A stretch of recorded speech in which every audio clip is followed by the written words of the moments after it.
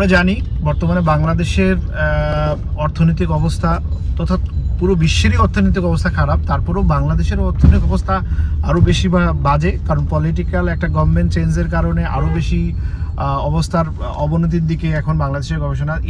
এই সময়ে ইনভেস্টমেন্টটা আসলে খুবই কম। আমি দুইটা লোককে আমি এই যে বিষয়টা দুইটা লোকের কাজে লাগবে। একটা হচ্ছে যারা ইনভেস্ট করতে চাচ্ছে বা ইনভেস্ট করতে চায়, ইনভেস্টর জন্য এটা কাজে লাগবে, এবং অ্যাজ এ সেলসম্যান আপনারও জন্য কাজে লাগবে, কারণ আপনি আপনার ক্লায়েন্টকে এই প্রক্রিয়াটা বোঝানোর চেষ্টা করবেন। দেখেন, পৃথিবীতে সবসময় যখন ডিজাস্ট অর্থাৎ এই ধরনের রাজনৈতিক অবক্ষয় বা বড় ধরনের যে সমস্যাগুলো হয়, তার ফলে কিন্তু প্রোডাক্টের দাম বাড়ে। অর্থাৎ আপনার কাছে যদি এখন 20 লাখ টাকা থাকে, তাহলে আপনি এই 20 লাখ টাকা যদি আপনি ঠিক জায়গায় ইনভেস্ট করতে পারেন, এইটা হচ্ছে আপনাকে ফিডব্যাক দিবে। আমি আর একটু সুন্দর করে বুঝাই বলি। ধরেন ওয়ারেন বাফেটের কথা আমরা শুনছি।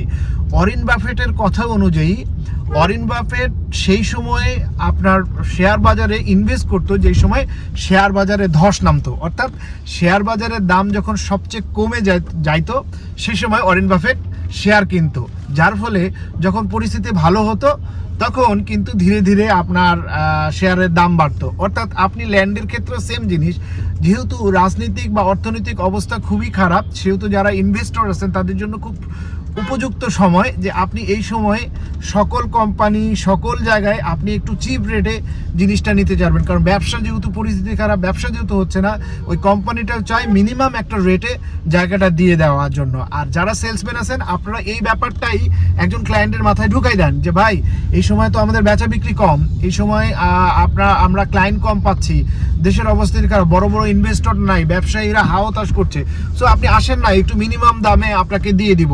এটার প্রমাণ হচ্ছে আমরা যারা রেডি প্লট বিক্রি করি, আমাদের এক্সপিরিয়েন্স থেকে বলছি, আমরা সবচেয়ে বেশি রেডি প্লট বিক্রি করছিলাম করোনার সময়, অথচ লোকজন ঘরের থেকে বের হতে পারতেছিল। অর্থাৎ লোকজন যখন ব্যবসা করতে পারছে না, তার মানে তার টাকা, হাতের টাকা জমানো, তো হাতের টাকা যেহেতু জমানো আছে, যে লোক ব্যবসা করে, যে লোক আপনার 1 কোটি টাকা খাটিয়ে 5 লাখ টাকা মাসে ইনকাম করে, তাকে আপনি এই অফারটা দেন না যে স্যার আপনি ল্যান্ডে ইনভেস্ট করেন, ল্যান্ডে ইনভেস্ট করে আপনি 2 কোটি টাকা ল্যান্ড ইনভেস্ট করলে এটা 2 বছর পরে আপনার 2.5 থেকে 3 কোটি টাকা হবে, আপনার মাসে 5 লাখ টাকার বেশি ইনকাম হচ্ছে। এই যে পলিসিগুলো আপনি একটু চিন্তা করেন, অ্যানালাইসিস করেন, এবং আপনার ক্লায়েন্টরে আপনি এটা পরামর্শ দেন, দেখবেন ক্লায়েন্ট কিন্তু আপনার এই ব্যাপারটা মাথায় নেবে, কারণ ক্লায়েন্টও জানে যে অর্থনৈতিক অবস্থা কারণে, বা ক্লায়েন্টের কাছে কিন্তু টাকা আছে, সে কিন্তু এখন ব্যবসা ইনভেস্ট করতে হবে, কারণ দেশের পরিস্থিতি বা সব মিলিয়ে সেও কিন্তু একটা হাওতাশের মধ্যে আছে যে এই টাকা আমি কোথায় ইনভেস্ট করবো। সো ল্যান্ড হচ্ছে সবচেয়ে নিরাপদ জায়গা।